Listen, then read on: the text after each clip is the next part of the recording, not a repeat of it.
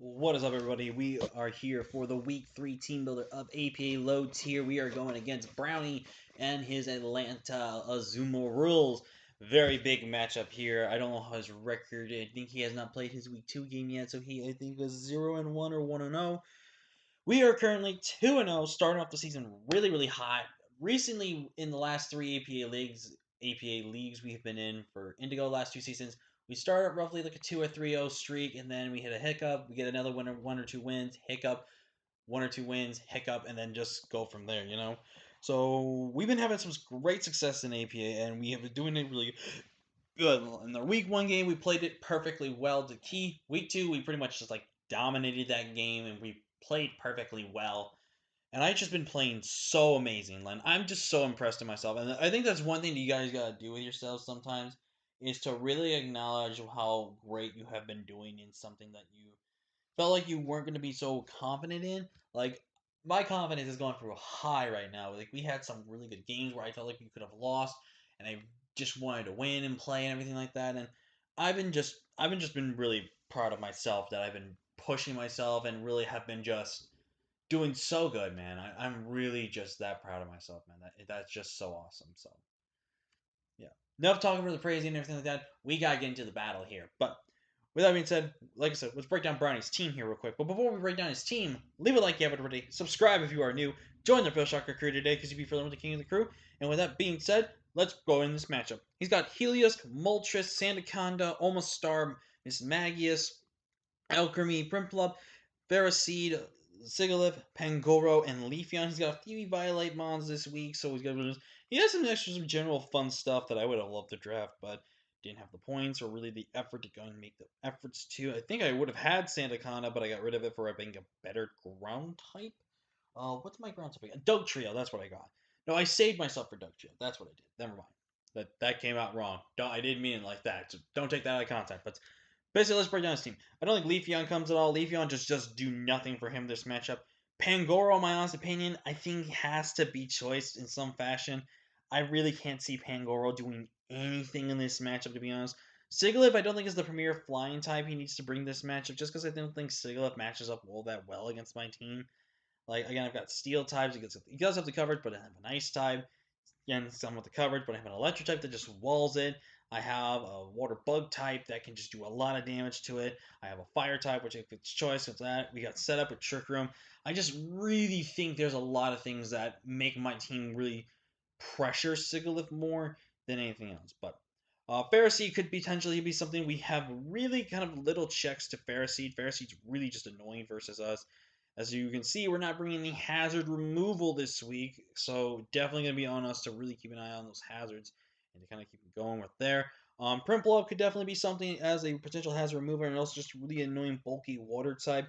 But with the new pickup we've gotten, what we got planned here, I highly doubt he would want to go with that. So the top six you'll see here are going to be the top six I think he expected. And real quick before we go into those top six, actually we'll go into the top six now that I'm talking about it.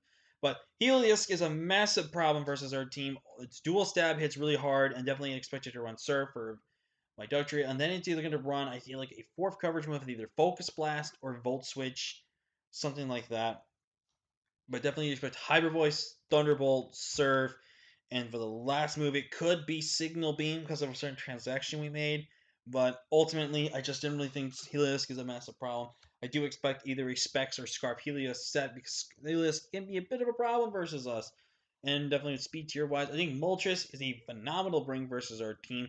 Moltres really kind of checks a good offensive check and stuff like that. It kind of limits our fire type to really do much in this matchup as well. But generally speaking, Moltres is also a really good defensive pivoting mon as well. Seeing as though we have really limited hazards, I could see him not going a heavy duty boots route. I could see him running more like maybe Wakan, maybe something like that. That type of area, stuff like that. So that makes sense. I do expect Sandaconda to come. I'm pretty much now at this point going to be expecting every single ground type to come because we didn't prep. Well, we kind of did prep for the ground type last week did not come because they didn't have a great matchup. He brought it anyways because he would have lost straight up to Ampharos. But I do expect him to bring Sandaconda. I thought Sandaconda is actually pretty annoying versus us. Sandaconda with us having the ability to just have Sand Spit, which can cause a bit of annoyance. But the main reason I can kind of also see him not bring Sandaconda is because that's going to open up a big opportunity for my Alolan Doug trio with Sand Force, because he's going to really not deal with the fact that the rock ground type moves and I think the steel type moves are getting a bust. So if he doesn't play around the 3 to 4 turns of sand, that could really be problematic for him. Especially, I also think it's a bit problematic for some of his team members because some of them could be focus sashed in that type of sense. And what's really bad is also it forces the reveal of any potential leftovers, which is also really good right there as well. So I definitely think it's a little bit iffy if one brings it, but if he's not going to want to lose straight up to Ampharos, he's got to be. And that's the one reason I drafted Mega Ampharos, by the way, guys.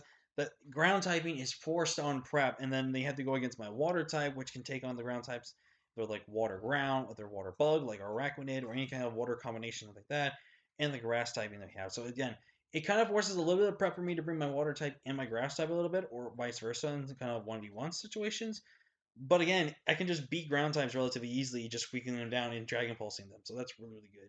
I do think Almost Star is a really good ring on his end to bring his Almost Star actually matches up relatively decently good versus my team on a scary level because Almost Star could Shell Smash. And Shell Smash Almost Star, Lord Helix is going to be a problem. But I could also just see him bringing more of a hazard stacking Almost Star because he does have Stealth Rock spikes and Toxic spikes. If I see this thing, I 100% believe that this thing will be his choice of a lead option right here. I think Miss Magus is also a really good option. I think he really needs that to stop my Medicham. Because I do plan on bringing Scarf. If he thinks like, because last 2 weeks I've been bringing Scarf Medicham every single week so far. I think that's what he's going to do. And Scarf Miss Magus, expecting me to lose straight up to that thing, which is going to be a good idea. I do think his Alchemy's got decent matchup too, with also again having the Medicham there, but also having things like Ampharos, which are really good special attackers, and Alcremie being a relatively good Spadaf wall. I definitely expect Alcremie to be really brought and kind of notched. But then that's the team I expect him to bring. Maybe it could get changed up. Maybe. Just maybe, but I think this is the 6 we're expecting. But real quick, we're going to talk about a quick transaction. I got rid of Tangela for Sceptile. Now, Tangela was probably a better option in the long run because of Leech Seed, a very, really good, reliable defensive grass typing. But the more I looked at my matches, the more I just was not seeing myself bring Tangela. And the more I looked at matches further on, like I looked at Sceptile was still free, and then I looked at like the matchup like this, Sceptile just goes in. And so I decided to make the transaction. It only cost me it gave me an extra point, actually, because Sceptile, for some reason, was labeled in 6 points instead of 7 or 8, and Tangela was just above it by 1 point. So I basically just did a switch right there. I did use one of my 5 transactions, I think, or one of my 4, depending on the number there, to use to get Sceptile, but I'm really excited to try Sceptile again. As you guys know, he was on our first ever season of the PMC, and we won that championship, which is a little spoilers, but I'm pretty sure everyone already saw it, but enough talking about that. We have Sceptile now, and I think Sceptile is going to fit the playstyle of this team, and plus it gives me more really good speed for my team as well, which I think goes wrestling too. So let's go and break down the team we're bringing this week. So we're bringing a very unique Arachninid. We're bringing just mono water this week, which I think is risky. I 100% believe that. But here's the idea with the mono water set here. This Severi does lose to Pharisee. 1v1, 100%. But here's the cool thing about Arachninid this week. If we can bait in that Helios before it comes in against us, it's perfect. Because I can mirror coat that thing. I have the Wakan Berry so it doesn't get broken by the substitute. I can go for a Toxic, whittle this thing down, stay in, him click mirror coat. Even if he volt switches, I get a free mirror coat kill or cripple something severely like the Pharisee, which can be super good for us. Now, obviously, he could just hazard stack us, and that's not the best thing in the world.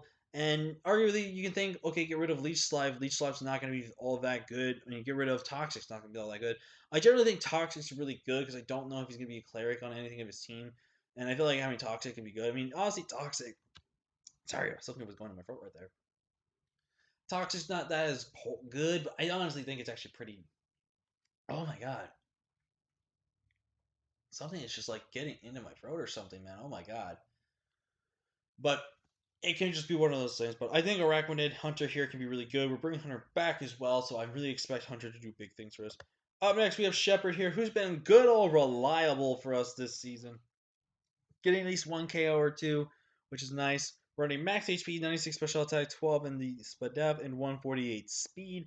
This will make sure we are faster than We're faster than the Sandaconda. Yes, we're faster than zero speed invested Sandaconda. So Sandaconda has speed invested. It will let us know. We are running an agility set. I think he's expecting us to run the con guard sets, which then could be all of us. But we're running bulky, a little bit of a bulky, speedy offensive Ampharos this week. Dragon Pulse dual stab. Just again, I don't need to run anything else but dual stab every single week. I can run things like maybe counter, con guard, and stuff like that. But other than that, I don't need to run anything else. I just need my dual stab because my dual stab again hits everything for neutral to super effective damage. It's just that good. That's why Mega Ampharos allowed in low tier is a bad mistake because this Pokemon can just smack something so hard, and that's what I just love about so much about this mod. It's just so good. But again, with the agility, we will be faster than regular non-scarfed Helios. So if he does not scarf any specs or life orb, we get the agility up. We're faster than him. We tank every single hit from him. And if he's choice scarf, he basically cannot do any damage to me at all. If he's choice spec slash life orb, he can do about around 30 something percent with a hyper voice. But other than that, cannot do any damage to my Ampharos, which is really, really good. And again, if that Sandaconda gets weakened down and we get agility up and we can be able to knock that thing out with a Dragon Pulse, that's GG's right there, which is really good. We're running back Flare this week. I think Flare actually has a relatively good matchup here, and I actually should probably change this to something that doesn't have a minus attack nature because I forgot about that. So what I think I'm going to do actually I'm probably going to change this set. So we'll leave the set as right now. But we have Rock Slide, Level Plume, Solar Beam, and Fire Blast. 112 in HP, 24 defense, 116 speed up, max special attack, -4 in the speed. The speed lets me be faster than I believe Moltres. If Moltres is 0 speed invested, if I'm correct. Yes. That does not outspeed. What was the speed for? Was it Leafeon? No, Pangoro. That's what it was. It was for speed creeping Pangoro. Seeing as Pangoro was more of an issue, I guess we should outspeed 0 speed invested in Ultra, so I might have to also change that up again as well. So we'll just go over the moves. We have Rock Slide just for the Moltres right there. We do have Fire Stab. Our Fire Stab just hits so hard this game. We do have Solar Beam for one specific reason, that is Power Herb and just neutering the Omastar. Now, if Omastar is the Shell Smash set, Omastar is a little bit of a problem versus us in that type of situation, where we hopefully have to go into something, takes the hit, gets something up, or goes for a KO. So if we don't know the moves that Omastar would have, it would have Shell Smash, Water move, I would assume Ice move, and then probably a Rock move. So it's gonna have dual stab, and we have to go into a one mon that could take the dual stab. Now, if it's Rock Blast, that's bad case scenario. If it's not Rock Blast, then we have a chance to live the hit. But again, I'm gonna probably have to change the setup, so we're not gonna ignore this. But basically, we're gonna make this thing faster now. Looking back at it, because now if we look back at Moltres right here, that has the 0 speed. Actually, no, that's actually still faster than Moltres. Never mind. We just gotta change up the nature, so never mind that. Never mind that. We'll just move on. We're bringing Perfume back. Perfume is making her return this week. Actually, I think Perfume was with us last week potentially. I don't know. I don't really remember. I don't think. Oh no, we didn't. No, we did. No, I'm confusing myself. Anyways, we're running Thunderbolt, Moonblast, Nasty Plot, and Trick Room. 112 in HP, 144 speed up, max special attack, modest in nature. And I'm definitely making sure I am Aroma Veil this week because Aroma Veil is a busted ability. Not as extremely busted, but low tier, it's busted. Thunderbolt is just there for the Moltres and his Omastar if I don't want to go for a Thunderbolt. And legit, I just click Moonblast. If he does bring Pharaoh Seed does need to be weakened down a little bit with my status, with some of my team members and stuff like that. But basically, under Trick Room, I get a Nasty Plot up. Something's just dying. If Pharaoh Seed does not come, then legitimately Aromatisse just walls and destroys his team. And I love it. Aromatisse is such a good Pokemon. I love this thing. And this is an underrated fairy. I definitely recommend everyone give Aromatisse a shot. This is such a fantastic Pokemon, especially since how well we've been using it so far. And I just really think it's really good. You see the options to get set up going in, just clicking buttons against the team. It's just so good. I really love Aromatisse. And since I did talk about it, Geico's making his debut this week. We are running Geico, which is faster than every single thing on his team. So if anything, his Choice Scarf is going to confirm it for us here. And we are running Leaf Blade, Swords Dance, Rock Slide, and Brick Break. Brick Break is really just there to be able to check the Pharaoh Seed. I really just needed my stab this week. And we are running Rock Slide. Rock Slide is only realistically there for Moltres. Once we get an SD up, even if it's extremely bulky Moltres, Rock Slide kills. Leap Blade kills everything else at +2. Brick Break, again, like I said, is just there for the Pharisee. So at +2, it's more likely a 2 KO unless the Spadef invested. Then it could potentially be a knockout if that plus range. But the Sceptiles, I think, is going to most likely be the win con / breaker of the game in this match. 716 HP, 12 into Spadef. Just a little bit of Spadef bulk. I might change the ability or something like that to Overgrow, just be able to take more hits. Actually, I think we're going to run Overgrow. I really don't need myself to really run. Then plus Overgrow can take a hit, Overgrow activates, and we just start killing stuff with Leaf Blade, which is really, really good. And last but not least, we're bringing the kill leader so far of the APA low tier. And personally, I think it's our kill leader is Medicham Dakota Kai here. But this is a very weird Medicham, and I'm going to explain why it's so weird. We're running Calm Mind, Rock Slide, Drain Punch, and Psycho Cut with a Cassette Berry. I wanted Cassette Berry over Roselli Berry in the fact that Cassette Berry is more better to have against things like Miss Magus than it is to have the Roselli Berry versus Alcremie. Now, Alcremie can run like a max HP, max defense set, but here's the thing about Alcremie with having huge power. It's still going to get two-shot, and I don't care. Now, the reason why I have Calm Mind on here, Calm Mind is only if I can get that off. My other 3 attacks, I might just spam. And what I want to do is I kind of want to bluff and bait in something to come in. We do have Drain Punch and our Dual Stab because the Dual Stab really runs house on his team. Now, with Rock Slide, I do want that for Moltres because Moltres can be just an annoying problem, and I just want to get Moltres away from my team right there. So again, kind of baiting the Moltres a little bit and stuff like that. But I think ultimately this is going to be just an amazing set here. I would have loved to put Recover on this set, but I felt like Recover just wasn't as necessary. And plus, again, having Calm Mind is really, really good to have. Just way I can counteract any special damage that's done to me. And that's where Drain Punch then comes in the clutch, because then I can just Drain Punch something and get health back, which is so nice, and I love that so much. So, yeah, that's the main reason we have this set. We're on 96 HP, max attack, 32 in the defense, the Spadef, and 128 speed. The speed, so we are faster than Alcremie. I'd rather be faster than a max speed Alcremie than be faster in general. And I just generally think, again, we're also faster than Pangoro, we're faster than defensive Moltres. Rock Slide does not guarantee knock out Moltres. It's a chance to knock out Moltres.